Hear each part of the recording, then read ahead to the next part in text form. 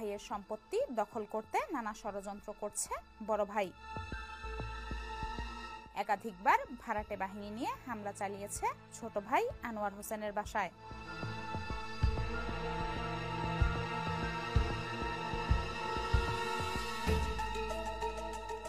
পিতার উত্তরাধিকার সূত্রে প্রাপ্ত বাড়ি ও স্বাধীন বাংলা মার্কেট দখল করতে ভুয়া দলিল করারও অভিযোগ রয়েছে বড় ভাই আহমদ আলীর বিরুদ্ধে। আমার আব্বা মারা যাওয়ার পরে আমার আব্বা অনেক সম্পত্তি রেখে গেছে। এই সম্পত্তির লেগে আমার ভাই জাল দলিল মলিল কইরা আমার না বুঝে নানান রকম বাহানা ছলনা কইরা প্রতারণা কইরা জাল দলিল কইরা সন্ত্রাসী কইরা খাইতেছে। স্বাধীন বাংলা সুপার মার্কেট এটা আমাদের মার্কেট। আমার ভাই স্বাধীন বাংলা মার্কেট এলাকার কিছু লোক সন্ত্রাসী করে জাল জালিয়াতি করে জোরপূর্বক খাইতেছে। আমি চাইতে গেলে আমার হুমকি দেয়, পোলাবন্দি হামলা দেয় এবং তারা নিজেরা আইসা আমার হামলা দিয়া মারার চেষ্টা করছে এবং বলে আমার হাত পা গুলা করে নেব, আমার গাইড করে নেব, এরকম ধরনের ঠিক।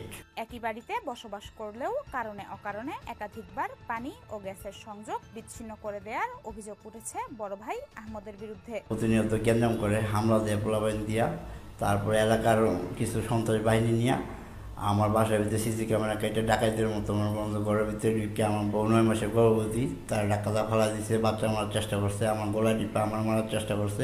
শুধু তাই নয়, ছোট ভাইয়ের অন্তঃসত্ত্বা স্ত্রীকেও মারধর করা হয়েছে বলে অভিযোগ করেন ভুক্তভোগী। আমার হাজবেন্ডের ভাই আমাদের মার্কেটের 1 কোটি টাকা মাইরে খাইতেছে এবং মার্কেটের কিছু লোকজন নিয়ে আসে বাসার ভিতরে, এলাকার কিছু লোকজন নিয়ে আসে বাসার ভিতরে সিসি ক্যামেরা তার কেটে ঢুকে ডাকাতের মতো আমাদের বাসার দরজা ভেঙে আমার হাজবেন্ডের গলা টিপে মেরে ফেলতেছে ওনারা।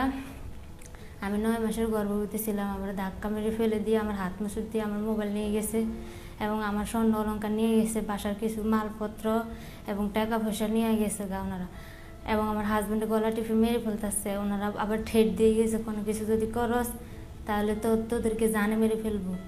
এসব অপকর্মের কথা আহমদ আলী অস্বীকার করায় প্রমাণ রাখতে ও নিরাপত্তার জন্য ছোট ভাই আনোয়ার সিসি ক্যামেরা স্থাপন করলে যাতে কোনো প্রমাণ না থাকে তাই চতুর আহমদ আলী একাধিকবার সিসিটিভি ক্যামেরার তার কেটে ফেলতে চেয়েছেন।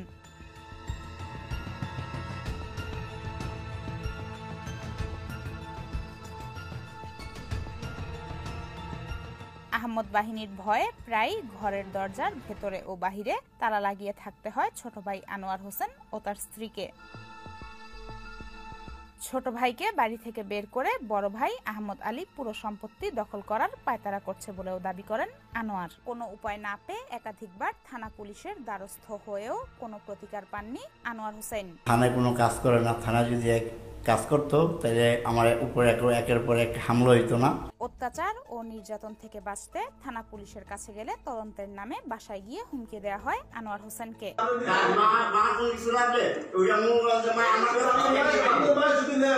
আপনি কি করতে পারবেন? ওইটা আমার বলতে আমার হিসাব কিতাব আছে না, জায়গা হিসাব কিতাব আরে আস্তে কথা বলুন, আস্তে কথা বলুন। এমতাবস্থায় প্রাণে বাঁচতে এবং পিতার উত্তরাধিকার সূত্রে প্রাপ্ত সম্পত্তি ফিরে পেতে প্রশাসনের ঊর্ধ্বতন কর্মকর্তাদের কাছে সহায়তা চেয়েছেন ছোট ভাই আনোয়ার হোসেন। আর ঘরের কিছু মালপত্র নিয়ে গেছে, 3.5 থেকে 4 লাখ টাকা আসলো, স্বর্ণগয়না এগুলি নিয়ে গেছে। আমি খুব অত্যাচারের ভিতরে আছি।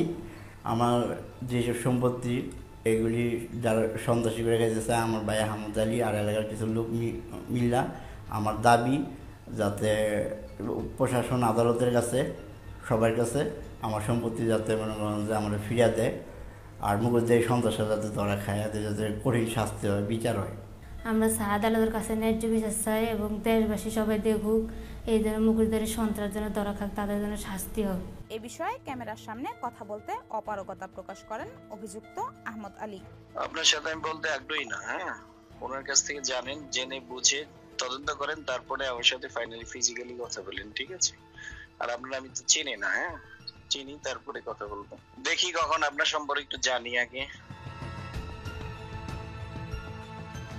ইসরাত জাহান, জেটিভি বাংলা 24, ঢাকা।